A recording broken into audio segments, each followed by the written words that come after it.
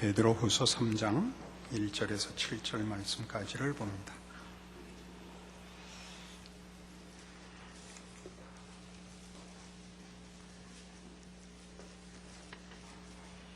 사랑하는 자들아, 내가 이제 이 둘째 편지를 너에게 쓰노니 이 두 편지로 너의 진실한 마음을 일깨워 생각나게 하여 곧 거룩한 선지자들이 예언한 말씀과 주 대신 구주께서 너희의 사도들로 말미암아 명하신 것을 기억하게 하려 하노라. 먼저 이것을 알지니 말세에 조롱하는 자들이 와서 자기의 정욕을 따라 행하며 조롱하여 이르되 주께서 강림하신다는 약속이 어디 있느냐? 조상들이 잔후로부터 만물이 처음 창조될 때와 같이 그냥 있다 하니 이는 하늘이 옛적부터 있는 것과 땅이 물에서 나와 물로 성립된 것도 하나님의 말씀으로 된 것을 그들이 일부러 잊으려 함이로다. 이로 말미암아 그때의 세상은 물이 넘침으로 멸망하였으되 이제 하늘과 땅은 그 동일한 말씀으로 불사르기 위하여 보호하신 바 되어 경건하지 아니한 사람들의 심판과 멸망의 날까지 보존하여 두신 것이니라. 우리는 지금 성경이 말하는 종말에 관하여, 최후의 심판에 관하여 생각하고 있습니다. 종말이 있다, 하나님이 심판하신다 하는 것은 우리 기독교 신자들에게 있어서는 하나님이 천지를 창조하셨다, 예수님이 우리를 구원하러 사람의 몸으로 이 땅에 오셨고 우리를 위하여 십자가를 지셨다 하는 것과 똑같이 중요한 우리의 믿음의 뿌리들입니다. 가장 근간이 되는 기독교 신앙의 뼈대들입니다. 그러나 우리는 이 일들을 이렇게 주장하고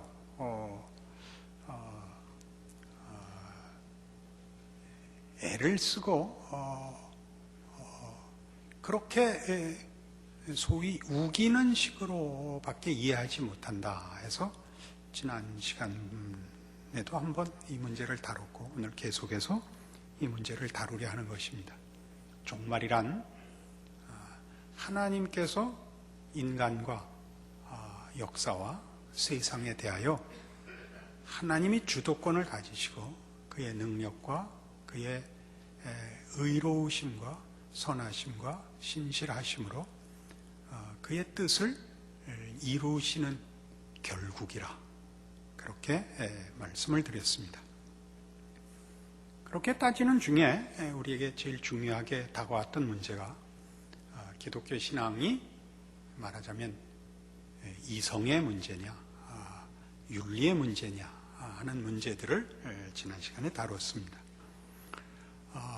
이성의 문제와 윤리의 문제를 다루는 것은 기독교 신앙의 그 가장 중요한 뼈대가 또는 그 뿌리와 근거가 하나님과 하나님의 성품과 그의 약속에 있다 하는 것을 강조하기 위하여 특별히 그 강조들이 약화되고 변질되는 대표적인 우리 삶에서의 시험거리들을 우리가 제시한 것입니다. 그것이 합리성이고 윤리고 하는 것이 제일 크게 기독교 신앙의 본질을 오히려 흔들 수 있다 하는 차원에서 말씀을 드렸습니다. 우린 지난 기독교 역사 2000년을 되돌아보면서 기독교 역사에 가장 크게 영향을 미친 부정적인 사건을 두 가지를 든다면, 하나는 콘스탄틴 황제의 기독교 공인으로 말미암아 일어난 세상을 신앙이라는 이름으로 강제할 수 있고 세상 권세보다 더 큰 힘으로 이길 수 있다라는 생각이 기독교 신앙에 미친 영향이 아주 큰 첫 번째 사건입니다. 그것은 오늘날까지도 우리가 믿는 기독교 신앙을 우리가 가진 훨씬 더 큰 힘, 창조주시며 유일한 주권자이신 하나님의 백성이라는 이름으로 세상을 보이는 힘으로 이기고 싶은 시험으로 우리를 끌어서 십자가의 그 정신과 성육신의 가르침을 놓쳐버리게 만드는 큰 시험으로 다가오고 있습니다. 이것이 문제가 되는 것은 우리가 조금 더 이따 구체적으로 살펴보겠지만 보이는 환경을 조성하여 종말이 없는 세상을 만들고 싶어 합니다. 나아지는 세상, 나아지는 신앙 세계를 만들어서 점진적으로 천국을 우리가 이 지상에서 만들 수 있다는 생각으로 가게 만들기 때문에 성경의 가르침과 다르고 조심해야 된다 그겁니다. 두 번째로 영향을 미친 것은 인본주의입니다.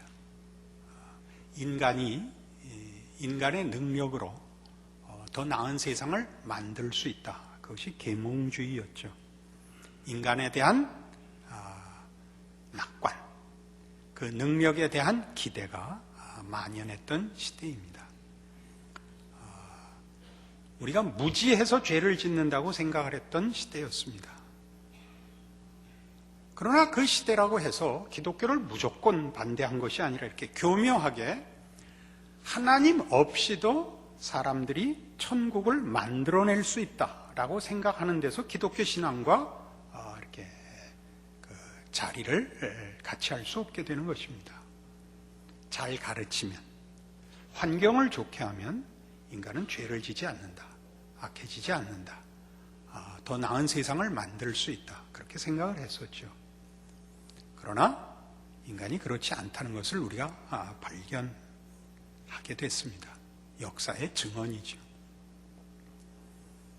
그런데 이 일을 겪는 동안 말하자면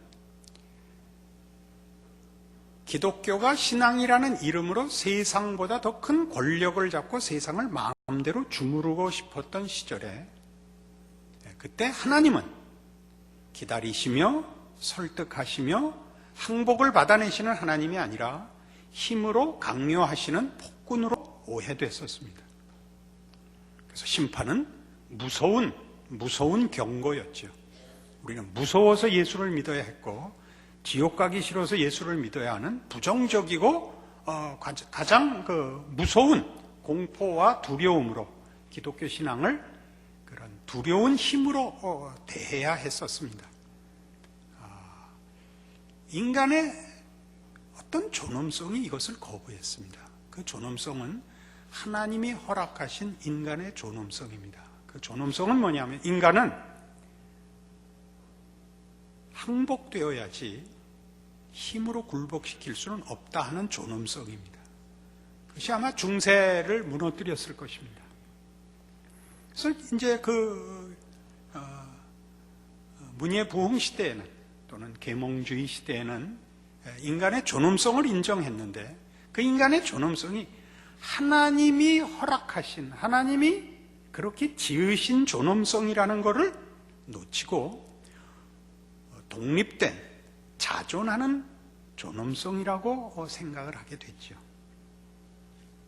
그러니까 이미 중세를 논하자면 그때는 이미 종말이 현실인 삶같이 살게 됐습니다. 잘못하면 그날 천벌을 받고 잘하면 그날 보상을 받는 식의 삶으로 요구됐었고 이성의 시대에 오자 이제 하나님은 필요 없고 심판도 필요 없고 사람이 얼마나 교육되고 개발되고 나아지는가의 문제로 이제 기독교와 완전히 결별하게 되었습니다. 그러나 아시는 바대로 인간은 낙원을 만들어내지 못했고 인간 스스로에 대한 기대와 사뭇 다른 진실을 발견하게 됐습니다. 인간은 부패했다는 사실입니다. 그러자 이 기독교라는 종교가 가지는 독선에 대한 거부와 인간에 대한 희망에 대한 좌절이 가지고 온 그 빈자리, 무엇을 근거로 살 것이냐, 무엇에 기대를 걸고 살 것이냐 하는 그 자리에 뭐가 들어왔냐면 민족과 국가라는 게 들어왔습니다. 우리 그 유명한 국민교육 헌장도 이렇게 시작합니다. 우리는 민족 중흥의 역사적 사명을 띠고 이 땅에 태어났다. 이렇게 됩니다. 이건 그냥 비웃을 문제가 아닙니다. 여기에 말하자면 교육의 절대 교육을 받아야 하는 절대 책임의 근거가 민족을 위해서였고 국가를 위해서였으며, 민족과 국가라는 걸 갖다 대면 그것은 최고의 권위고 의문을 제기해서는 안 되는 진리가 되고 만 것입니다. 그것이 그렇게 간 것이 잘못이다가 아니라 하나님 외에는 절대 근거와 절대 진리가 될 수 없다는 것을 사람들이 잊자, 외면하자, 그 빈 자리를 메울 어떤 근거도 찾을 수 없게 되었고, 그 빈자리를 민족과 국가라는 것으로 슬쩍 땜질했습니다. 여러분, 미국 교회들은 가면 그 적잖은 교회에 이 강대상에 미국 국기가 걸려 있습니다. 미국 사람들은 자기네 나라가 제사장 나라라고 믿습니다. 다수의 기독교 교인들이 그렇게 믿습니다. 그래서 물론 우파에 속하고 특히 더 극우파에 속한 교회 지도자들은 더 열심히 그래서 정치적인 개입을 합니다. 나라를 위하여 기도하죠. 그게 뭐 잘못이겠습니까마는, 그때 말하는 나라는 하나님이 쓰시는 하나님의 종으로서의 나라며 선택된 거룩한 백성으로서의 또는 제사장으로 청지기로서의 미국입니다. 이렇게 되면 우리는 무슨 기도를 하게 되냐 하면 나라가 잘 되기를 기도하게 됩니다. 나라가 잘 되기를 기도한다는 것은 하나님께서 지금 일하시는 그 손길이 국가와 민족을 통해서다라는 얘기가 됩니다.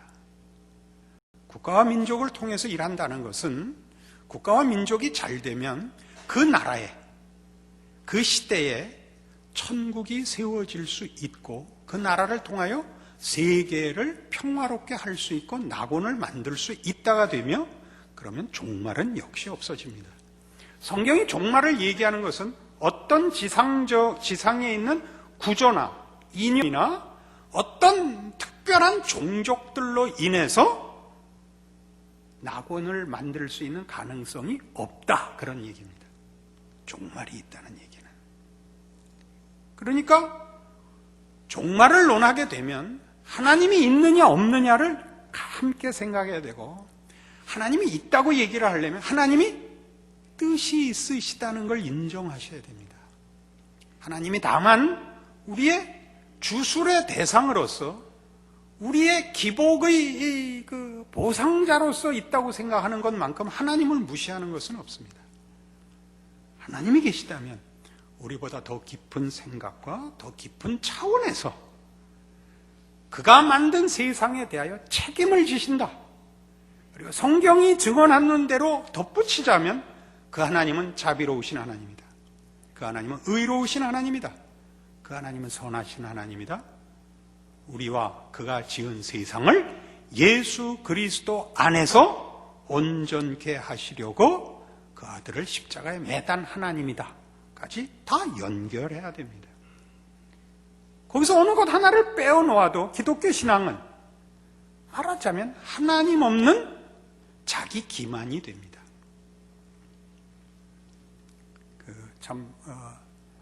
오해의 소지가 있다는 걸 압니다마는 이 나라가 잘 되기를 바라는 소원 속에 여러분은 그 신앙이 슬쩍 하나님의 일하심에 대한 신뢰보다 내가 몸담고 사는 나라의 환경과 조건에 더 많이 매달리고 있기 때문에 그 기도를 할 수 있다라고 늘 한 번쯤 자신을 물어봐야 됩니다. 우리는 우리가 몸담고 있는 사회와 시대와 나라를 위하여 기도할 책임이 있습니다. 그 기도하는 책임은 이런 하나님 대신 나라가 우리의 행복과 우리의 필요의 유일한 보상자이다, 조건이다라는 측면이 아니고, 내가 살고 있는 시대와 환경과 나라에 소속된 사람으로서 그 안에서 하나님의 사람으로 살아야 하기 때문에 나라를 위하여 기도하는 것입니다. 민족을 위해서 기도할 수 있습니다. 종말이 필요 없는 나라와 민족을 위한 기도는 참으로 기독교 신앙과 다른 것입니다. 우리는 언젠가 이 수요 설교 속에서 그렇게 얘기한 기억이 납니다. 느닷없이 그렇게 지나가서 누가 놀래갖고 질문을 해서 기억이 납니다. 우리나라가 정치적, 경제적으로 굉장히 혼란스럽고 부족해서 참으로 다행입니다. 그렇게 말을 했더라고요. 얼마나 놀라셨겠어요, 그죠? 이게 무슨 말이 안 되는, 무슨 못 사는 게 무슨 자랑이며 어려운 게 무슨 복이겠어요. 그 얘기 속에는 말하자면 이렇게 다 설명하지 못한 내용이 들어있었던 것입니다. 국가와 민족이 튼튼하면 그 속에 안주할 수 있다고 생각하는 것은 크나큰 오해입니다. 기독교 신자에게는 최고의 시험거리일 수 있습니다. 미국 사람들이 자기네 나라가 잘 돼야 전 세계가 평화로울 수 있다고 생각하는 것만큼이나 잘못입니다. 우리 기독교인들이, 한국의 기독교인들이 미국 교회가 정치 권력과 함께 가는 것을 하나님의 뜻으로, 하나님의 일하심으로, 충성으로 하나님의 나라를 우리가 건설할 수 있는 것으로 생각한다면 그것은 잘못된 것입니다. 그런 차원에서 기독교 신앙이라는 것은 그래서 윤리성과 합리성이라든가 국가와 민족과 자기가 사는 시대와 사회에 대한 책임들이 다 어떻게 존재하느냐 하면 그런 것들을 염두에 두고 그 문제로 인하여 기도하는 게 잘못이고 세상과 분리돼서 기도원에 들어가 살아야 된다, 그런 얘기를 답으로 삼자는 것 아닙니다. 성경은 그렇게 얘기하지 않습니다. 성경은 우리가 사는 시대와 그 나라와 환경과 조건에 대하여 책임이 있을 것을 요구합니다. 그러나 그 책임을 말하자면, 기독교 신앙으로 돌아와서 얘기를 하자면, 우리는 기독교 신앙이 좋으면 그 사람이 당연히 도덕성을 지녀야 됩니다. 그리고 그 사람은 상식이 있어야 됩니다. 도덕성만 있고 생각은 하지 않는 사람은 곤란합니다. 기독교 신앙이란 지식적으로 높아야 되는 것은 아니지만 주문을 외우는 것과는 다릅니다. 하나님을 알아야 합니다.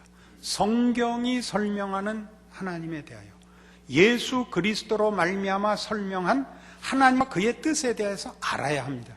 그래서 기독교 신앙의 가장 대표적인 신앙 행위요, 본질을 드러내는 기도를 보십시오. 기도는 모르는 소리를 하지 않습니다. 기도는 설득입니다. 하나님 앞에 설득을 하죠. 하나님, 제가 이런 형편에 있습니다. 하나님의 뜻이 그의 백성들에게 복 주는 것이라고 믿고 알고 있습니다. 그러니까 이 일에 하나님 간섭해 주십시오. 그러나 제 뜻대로 마옵시고 아버지의 뜻대로 하옵소서. 이게 기도입니다. 그렇지 않습니까? 그 뒷부분은 안 하십니까? 앞에 것만 하십니까?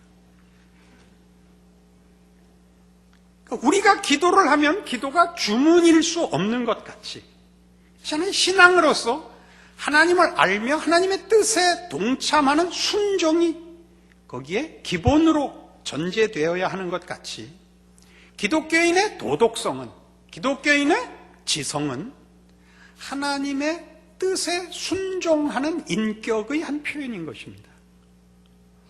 도덕성과 지성으로 기독교가 증명이 되는 것이 아니라 도덕성과 지성을 하나님 앞에 항복시킴으로써 드러나는 순종으로 표현되어야 하는 것입니다.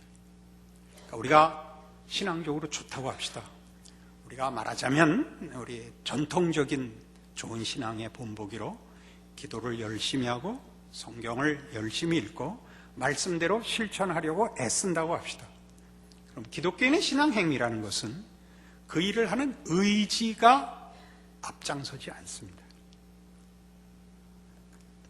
나의 종교성, 내 존경이 가지는 진실성이 앞서는 것이 아니라 내가 가지는 모든 인격적인 정성이 하나님의 뜻에 굴복하고 있다는 것이 드러나야 되는 것입니다. 그의 도덕성이 아니라 도덕성으로 하나님 앞에 굴복하는 모습으로 드러나 하나님의 뜻에 순종하는 자라라고 그 사람이 이해되고 스스로 자신을 순종에 굴복시켜야 합니다. 그러나 자칫 잘못하면 우리는 도덕성을 비교하고 열심을 비교하고 진심을 비교하여 그 내용이 가지는 진심, 진정성에 초점을 두고 그 진정성이 무슨 진정성이냐라는 내용에서 벗어날 수 있습니다. 매우 경계해야 됩니다. 무슨 진정성, 무슨 진심. 진심이라는 것은 내용을 설명하는 것 아닙니다. 내용이 갖는 열심과 헌신을 얘기합니다. 그죠? 그러니까 우리가 가진 모든 기독교적인 진심과 열심들은 무슨 내용을 가지고 진심과 열심으로 표현되느냐 할 때 하나님의 하나님 되시는 유일한 권세입니다. 하나님이 유일한 창조주로서 섭리자로서 심판자로서 존재하고 계시다. 그분이 예수 안에서 우리를 부르셨다. 하나님의 백성이 되는 권세를 주시고 우리의 인생을 하나님의 자녀로 살게 하셨다. 그래서 나는 신앙생활을 하노라. 하나님이 내게 그런 큰 복을, 구원을, 보호와 인도를 지금 행하고 계신다. 하나님의 뜻이 이루어지는 그 목적과 그 결과를 향하여 나는 내 인생과 나라는 존재를 바치노라. 이것이 기독교 신앙입니다. 그가 얼마나 열심히 믿느냐, 그가 얼마나 진심을 가졌느냐라고 얘기할 수 있습니다. 무슨 진심, 무슨 진심, 무슨 열정, 무슨이 앞장서야 됩니다. 무슨은 여기서 하나님의 하나님 되심과 그의 약속들입니다. 그것이 없으면 뭐가 없어진다고요? 예수 그리스도의 필요성과 예수 그리스도로 말미암아 알게 되고 이제 뗄 수 없는 관계가 된 구원이라는 그 축복 속에 허락된 하나님과의 관계, 하나님이 제외되고 신앙하는, 열심을 내는, 정성을 쏟아붓는 나라는 존재만 덩그러니 남습니다. 그러면 어떻게 된다고요? 종말이 없어집니다. 우리는 지금 이미 종말을 겪게 됩니다. 누가 더 잘난 사람인가의 심판대 위에 늘 섭니다. 나는 잘난 사람이고 너는 가짜다. 이걸로 끝이 나죠. 다음번에 만나도 결국 그 얘기를 할 것입니다. 지난 한 주간 동안을 내가 얼마나 열심히 있게 살았느냐와 게으르게 산 사람이라는 비유로 나타날 수 있습니다. 그러나 이건 굉장히 미묘한 문제입니다. 그죠? 여러분, 열심 내지 말라는 것도 아니고 도덕성을 가지지 말라는 얘기도 아닙니다. 그 도덕성이 누구 때문에, 누구의 요구 앞에 항복한 도덕성이냐라고 묻는 것입니다. 누구 앞에 항복한 도덕성? 여러분의 신앙심, 여러분의 모든 진심과 눈물 흘리는 감동들이 누구를 만나서 무슨 약속 때문에 나온 눈물이냐 이거죠. 우는 사람이 부각되는 눈물은 안 됩니다. 저 사람은 왜 우는가? 하나님을 만나서 우노라. 그 눈물에 하나님이 등장하지 않고 그 눈물이 하나님을 증거하지 못하는 것일 때 삼가야 됩니다. 삼가야 됩니다. 간증. 하나님이 누구신가를 내가 알았노라. 예수 안에서 알게 됐노라. 예수 없이는 불가능하노라. 예수를 믿는다고 하나님을 모르고 무릎 꿇을 하나님이 없다면 그건 가짜이노라. 이 말을 해야 됩니다. 내가 얼마나 극적으로 하나님을 만나는가. 그 드라마와 그 변화의 폭에 초점을 두는 것은 위험합니다. 무슨 말을 하는지 아시겠죠? 그래서 우리는 지금 이 베드로후서 3장에 있는 이 1절에서 7절까지의 이런 내용들, 3절에 보다시피 먼저 이것을 알지니 말세에 조롱하는 자들이 와서 자기의 정력을 따라 행하며 조롱하여 이르되 주께서 강림하신다는 약속이 어디 있느냐? 조상들이 잔 후로부터 만물이 처음 창조될 때와 같이 그냥 있다. 이게 무슨 얘기예요? 하나님이 가지신 목적과 뜻이 얼마나 신비로운가, 기다려야 하는가, 우리의 생각과 얼마나 높고 깊은 내용인가에 대한 믿음을 제거하려고 한다는 사실입니다. 지금 확인하자는 거예요. 지금 우리의 신앙을 지금 확인하면 여러분 뭘로 확인하겠습니까? 그가 얼마나 좋은 신앙을 갖고 있는지 뭐로 확인하겠습니까? 우린 도덕성으로 갈 수밖에 없습니다. 진정성으로 갈 수밖에 없습니다. 명분으로 갈 수밖에 없습니다. 그렇게밖에는 자기를 증명할 수 없다면 여러분 아직도 기독교 신앙의 본질을 다 이해 못하신 것이 됩니다. 우리는 오늘 부끄러울 수 있습니다. 지금 점수를 매기자 그러면 우리는 할 말이 없을 수 있습니다.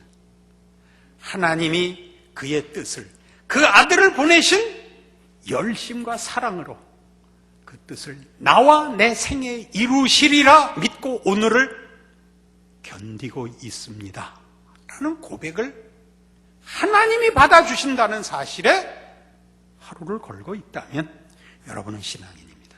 좋은 신앙인입니다. 지금 채점하자. 나쁜 사람입니다.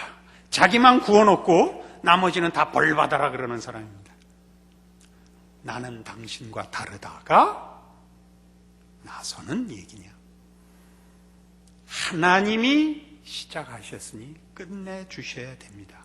거기에 저를 바칩니다. 예, 목숨을 걸고 있는지 물어보셔야 됩니다. 그리고 그것은 여러 가지로 우리를 시험할 수 있습니다. 무엇이 됐다고요? 현대에는 민족과 국가라고요. 얼마나 거창한 명분입니까? 우리는 신자입니다. 예수 그리스도로 말미암아 하나님의 자녀로 부름받은 사람입니다. 예수 그리스도를 머리로 하여 그 몸으로 연합되어 인도함을 받고 예수 그리스도의 어떠하심까지 자라나갈 사람입니다. 우리는 애국지사를 만드는 데가 아니며 우리는 의사와 열사를 만드는 데가 아닙니다. 신자를 만들어내는 것입니다. 그럼 뭐가 나오느냐? 인간의 가장 근본적인 문제가 해결되는 개인 각자의 복과 우리로 말미암아 하나님이 찾아가시는 그의 구원과 해방의 은총이 그 영혼들을 찾아가는 일에 쓰임받는 인생이 됩니다. 그것이 우리의 책임들입니다.